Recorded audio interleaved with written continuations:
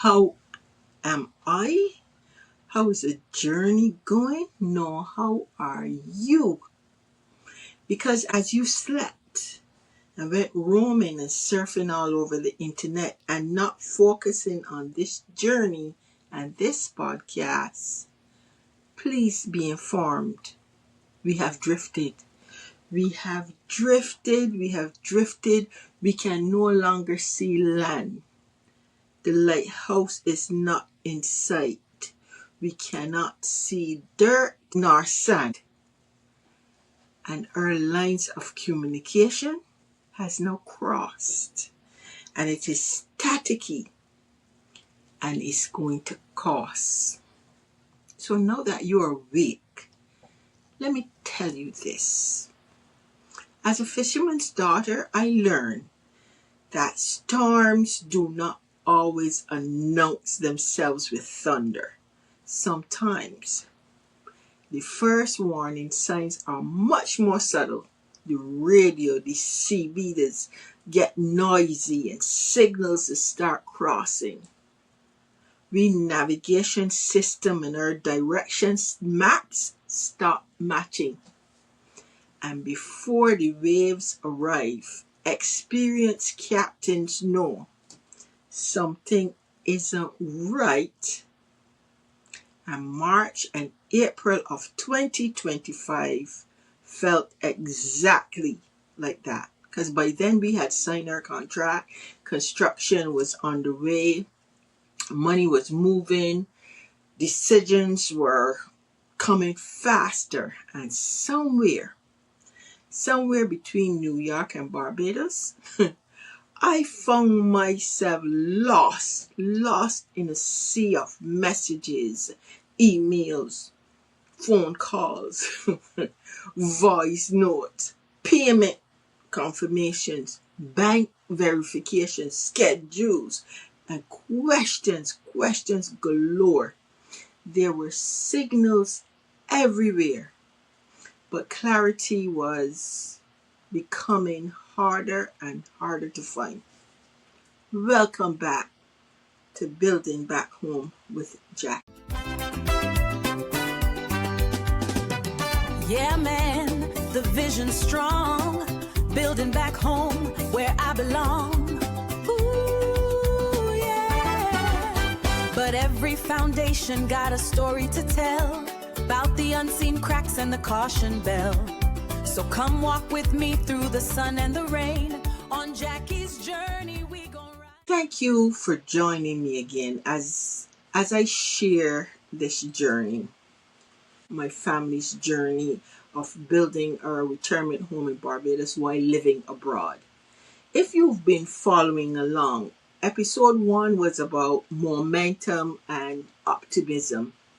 Episode 2 was about signing the contract and stepping into unfamiliar waters. Episode 3, I believe, was about learning that trust and verifications must travel together. But you see, this episode 4, it's different. This now is the point in the journey where I could no longer see the shoreline. The financial commitments were growing. The decisions were becoming more frequent.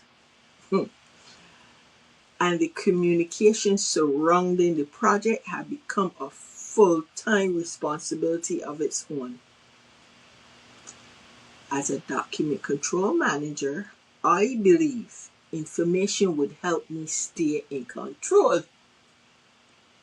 But what I learned was that information and understanding are not always the same thing.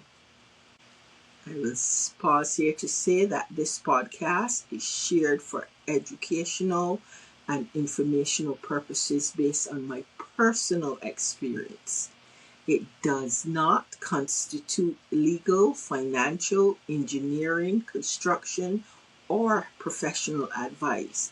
The views expressed are my own reflections and lessons learned throughout my home building journey. back in Barbados. Looking back at March and April of 2025, what stands out isn't any single email or message. It isn't a phone call or voice note. What stands out is the volume of communication. At one point, it felt as though my phone had become the construction site. We were now talking about sourcing our windows and doors. So on March 3rd, 2025, at 9 p.m., the architect created the first group chat. And in there, he introduced me to his connection, the supplier for the windows and the doors. Now, this chat included just him, the supplier, and me. That was it. But I must say here, though, that chat was on point. No static. Everything was organized. And everything was clear. From October 2024, when this journey started, all through April of 2025, we were all communicating in silo chats, and the static was getting heavy. Lines were crossing. Who said what? Who didn't say this? Who said this to the person on the phone, but then remember to tell this person?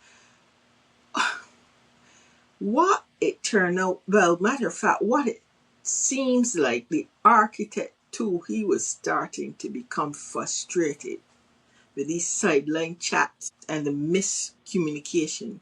So on Wednesday, April 9, 2025 at 5:21 p.m., the architect created another WhatsApp group chat. Now it includes him, the contractor, Luke, and I. And he said, and I quote, "Afternoon all. I think this is the best way going forward, so we are all on the same page." End of quote. So to all you fishermen and CBers out there on the ocean, 10-2, 10-4, roger that. Because this seems at the time to be bringing structure and good frequency to our radio waves. So now there are two separate group chats. One was with the architect, the supplier, and me. Group chat includes him, the contractor, Luke, and I. Then there was me and the architect. Then one with me and the contractor, one with me and Luke. Then we had private messages, we had emails, I had phone calls, we had missed calls, supplier discussions, schedule discussions, payment discussions, questions about materials, questions about timelines, questions about approvals, questions about money. Every notification seemed important. Every message felt urgent. Every decision, listeners, felt connected to keeping the project moving. At the time, I believe communication meant visibility.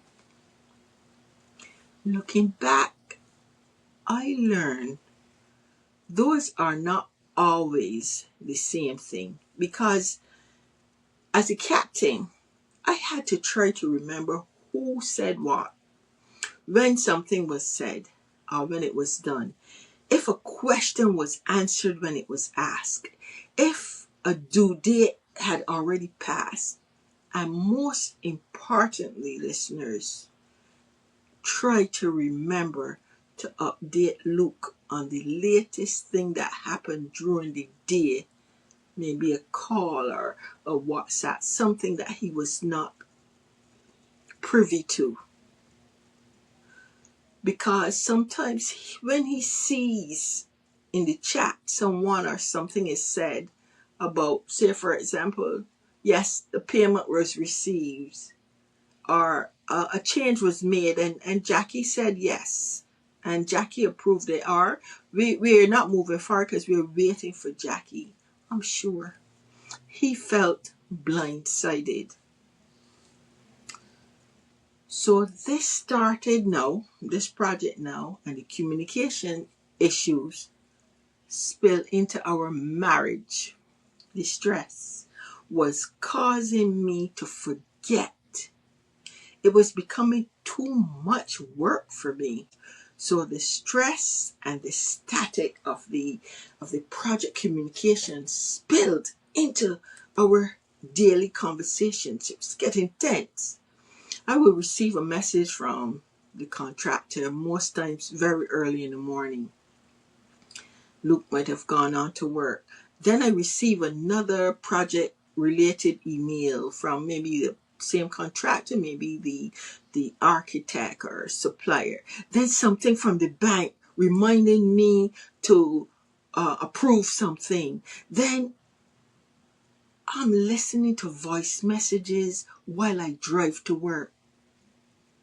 Then when I get work, that has its own issues because that's a very intense role that I play on a significant project here in New York. Then there are meetings. Then I run into conference calls and so much. By lunchtime, I would have had maybe 2 or 3 missed calls, whether it be about the project or even my relatives or friends.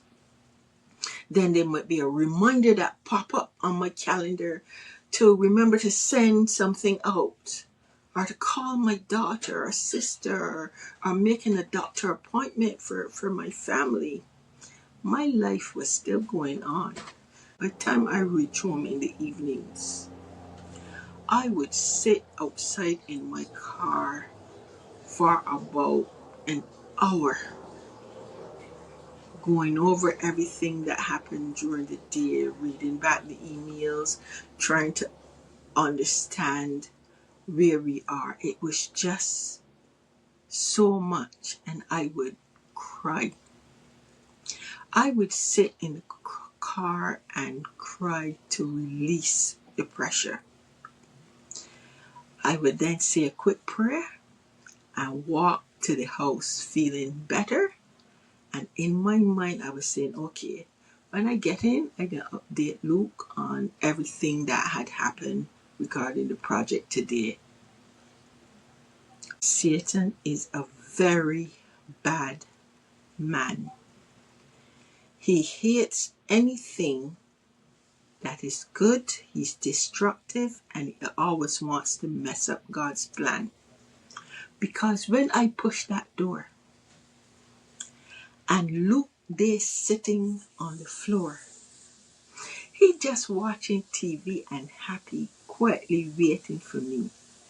But Satan just said, girl, you had a rough day with all these messages and now the project delay, and he watching TV, sitting and look happy, and he sitting down there. Man, let me tell you, I walked past straight to the kitchen looking for something to argue about. And I would find some little thing. Who left this teaspoon in the sink? Wanna feel as a maid? Or wanna think? Luke would jump up and stand and look at me with a stare, because he was just waiting, because he too got something to say. And we would raise our voices. I'm sure the neighbors could hear, but they never intervene and they never interfere, because they know that in 10 minutes time, me and Luke dressing outside and he fixing my hair. But after a time, Luke and I decided we created a code. When we disagree and hollering out and getting loud, we would say low, low, low. So now to my neighbors, I can now show my face. Because when Luke and I quarrel now, we just quarrel in lowercase. But for Luke though, it is still written in cursive mode because high or low, he must guarantee use the Bayesian code. One thing I should mention though is that Luke and I approached this project differently. If you listen to previous episodes, you'll probably notice that I tend to be the one asking the questions. I'm the manager, and I'm the spreadsheet person, and I'm the one tracking payments, and I'm the one chasing updates, and I'm the one trying to connect all the dots. Luke was much quieter, especially in the chat. He was in the group chat. He saw the discussions. He watched the conversations, and most of the time he simply observed. And then after, he and I would discuss any little thing. Meanwhile, I was trying to manage multiple streams of information. There were discussions about construction, discussions about schedules and supplier orders, discussions in these chats about exchange rates and, well, for me, the exchange rates, and discussions about payments and about change requests, and about timelines. At the time, I was also leading my team at work in New York. I was also trying to be a good wife. I'm trying to be present for my family, for my two beautiful daughters. Trying to manage my small business, which I registered as Sisters Enterprise Barbados since 2012, selling little things, sending home and selling the stuff. You can go to the website, but it's closed for now until later. And trying to build a house in another country. And most importantly, trying to keep up my spiritual connection with my Father, my Creator, my God. So some days it felt like I was serving as a project manager, a document controller, a scheduler, a purchaser, a risk manager, a guardian, an imperfect Christian, an owner yet of this project, all at the same time. March and April of 2025, the structure was rising. Concrete poured, blocks had been laid, work had supposedly progressed significantly. I mean, we were already talking in the chats with many conversations. We were talking about ring beams, changes and extensions to rooms, and raised roof sections, and drainage, and drip edge, and windows and doors, and requests for clarification between the architect and the contractor, and me butting in here and there, listening to their jargon and trying to push myself in the chatter, until out of the deep blue, on Tuesday, April 15, 2025 at 3:21 p.m., Luke finally added his first but most shocking question to the group chat. He asked a simple question, a question that stopped me in my tracks. And I was still at work when it came true. When I saw that message in the chat, he wrote, "Here is what Luke asked. Hey, contractor," what he called his name, Just a reminder, how are things moving forward with the water? Oh, shoot. If you were keeping track, as I told you, write your stuff in the logbook, have your daily reports. Episode 1, I believe, we talked about that first payment. Go back if you didn't watch it and start from episode 0 and come forward. Don't delay this journey any further. Bring your report because you're gonna need it. The conversation when he asked the question became silent. It wasn't a question about concrete mix or blocks or pipes or plumbing or roof pour that we were all buried in conversation in. It was more like something still missing in this journey. Because suddenly my mind went back to that one of the earliest payments that we had made in the month of October 2024 for temporary utilities. Remember? Near end of October, I received an email and it stated that we needed to pay for installation of temporary utilities. That would be temporary water, which would be like a meter, and the electrical box. Because this is what we were told, sometimes these things take a while and the process may take some time. However, the contractor will handle that. And this was quite near the beginning of the project. We are talking here about March and April of 2025. So let that sink in.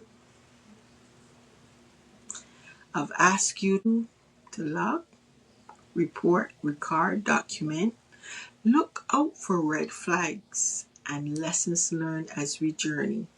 Because for you in the diaspora and that are building back home, I created this podcast specifically with you in mind because daily reporting, keeping your records, logging is a requirement if you are building back home or in your country from abroad. At the time, it seemed routine, just another startup activity. But now months have passed and I realized I didn't really actually know the answer to Luke's question. How was water reaching the site? We are up near roof. How had work been supported? What exactly had been installed? I wasn't thinking about blame. I wasn't thinking about disputes. I was thinking about verification. Because sometimes a simple question reveals a much larger gap in understanding. I'm going to say that again.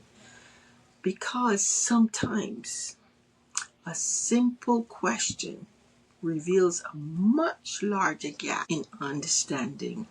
And as a document control manager, saying it often because I deal with this on a daily basis, that moment stayed with me. Sometimes the biggest risks are not hidden inside complicated contracts. Sometimes they are hidden behind the simplest questions nobody thought to ask. Requests for information, RFIs, with due-by dates responses and accountability must make that a requirement on your projects when you're building from abroad and even building locally. But 3 days later, On Friday, April 18, 2025 at 10:05 a.m., the contractor swiped Luke's message and he wrote his answer, and I quote, "Didn't get a chance to revisit this as yet. We'll update you on Wednesday." End of quote. Luke, I want to take this moment in this podcast to thank you. Thank you for your patience and your understanding. Thank you for allowing me to carry this project as the leader, as the captain, while you stood back. And I made so many decisions, and some with, some without you. And I know that many times, I can cut out this here. I know that many times you had so many questions. You wanted to tell me to stop and wait before I make another distribution of the funds. You wanted me to discuss some changes that I wanted to do because for me it looked good. My strong ways of leadership and having to make critical decisions and critical thinking in my daily management and leadership role at work have caused me to bring that home. And I am truly, truly sorry. And to my daughters, to my two daughters, I hid my tears from you daily, as I know you see me as your strong mother, a strong woman, the mother who moves chaos to calm, the one who can fix everything, the one you depend on, from finding your socks in the dryer to finding your car keys under the couch. I think of you every day as I carry the weight of this project. I know how much all three of you love Barbados and would love to have a place for you to visit as often as you can. So as the captain of the ship, and as I continue to struggle through these storms, I am navigating with you in mind, with your future in mind. There was no inheritance left from my parents, but I know if the opportunity was there, they would have done it. They would have done the same for me and for you and for generations to come.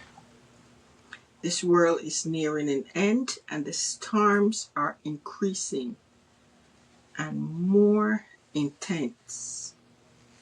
But for now, we will stick together. We're going to battle through this. We're going to survive this current storm. I am here to help you through it.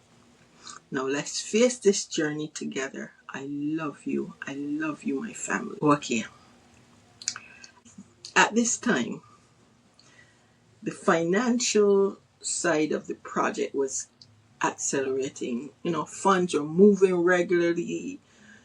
There were exchange rates to monitor, wire transfers to coordinate, payments to suppliers, payments to contractors, bank confirmations. I had receipts and invoices and currency conversions and fees. Every transfer represented trust. Every transfer represented progress. And progress that we hoped was happening. And every transfer represented years of savings that could not easily be replaced. The deeper we moved into construction, the larger the financial exposure became. And the larger the financial exposure became, the more important documentation became. So with all the communication going on in the chat about changes, I started to feel the weight. And by mid-April, I now step in the chat again now, and I wrote this. Man, we so wish we had a PM on the project to assist us with some of these decisions. This is when it hit me and Luke, and we decided, let me ask our brothers. I want to ask my brother, one of my brothers, and you, Luke, would ask one of yours to check in on the project for us on our behalf, whenever they can.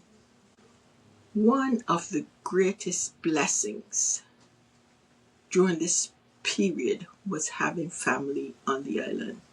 And this case, I want to say thank you to my brother Peter and to Luke's brother Anderson, because while I was trying to understand the project through messages, phone calls, now we have our brothers, and we also had a relative who would occasionally provide something much more valuable. Thank you, Othniel. They became our eyes on the ground. Every now and then we would receive an update from any one of them when they had driven past the property or stopped by. Those updates gave us perspective that could never come through a phone screen. Sometimes their observations raised new questions. Sometimes they provided reassurance. And especially Luke's brother, who is familiar with construction, as his profession is connected to that industry. He would sometimes remind us that remote construction like ours requires independent verification.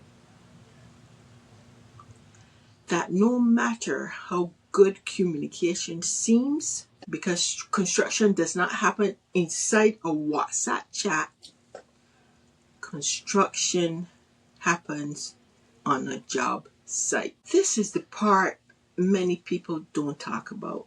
The emotional cost, the stress, the loneliness, the responsibility, the evenings when I would sit in my car and simply cry before going into the house. And not because I wanted sympathy, not because I felt weak, but because I was carrying more than I realized.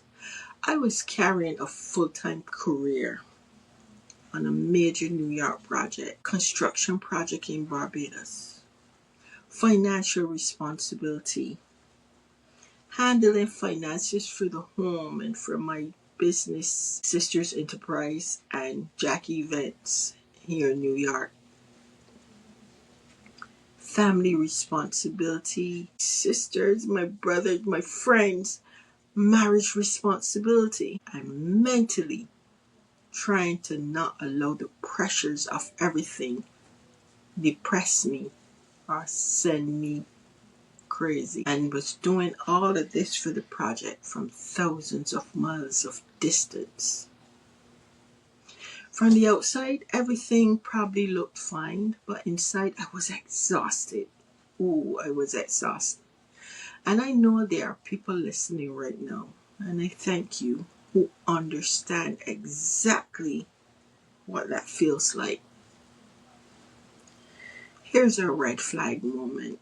Communication volume is not the same as project visibility. The more money involved, the stronger your documentation process must become. If multiple versions of the same story exist, slow down and verify. Never assume someone else is tracking an issue simply because everyone has discussed it. And I told you that as the end of the series, I'll be gifting you a survival kit with all the red flags and all the lessons learned that we discuss, and probably more, so that you can reflect, use them as your toolkit when you start or as you continue your project or from building building from abroad. Our lessons learned for today's episode. Lesson learned is a simple question can reveal major project risk, as we saw with Luke's question. Distance requires independent verification. Communication systems are only useful if they create clarity. And when your compass feels off, pay attention. Did I do the cultural moment for today? Probably not. But here's our cultural moment. As a fisherman's daughter, I learned that experienced captains do not wait until the storm arrives before preparing. They prepare the nets before the storm. They check the engines before the storm. They gather supplies before the storm. Preparation always happens before the weather changes. Looking back now, spring 2025, March and April was teaching me the same lesson. Documentation is not something you create after problems appear. Documentation is something you build before they arrive. Here is your call to action. Have you ever been in a situation where there was plenty of chatter, plenty of communication, but very, very little clarity? Have you ever ignored a small question that later turned out to be important? Let me know in the comments. I'd love to hear your experience. And don't forget to subscribe and share and hit the notification bell and follow this journey, I beg. Because by April 2025, I was beginning to ask harder questions. Questions about the schedules and about the payments, about responsibilities and about documentation.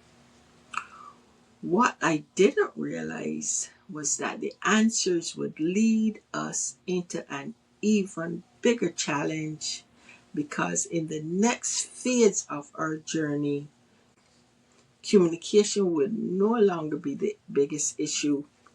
Money would be.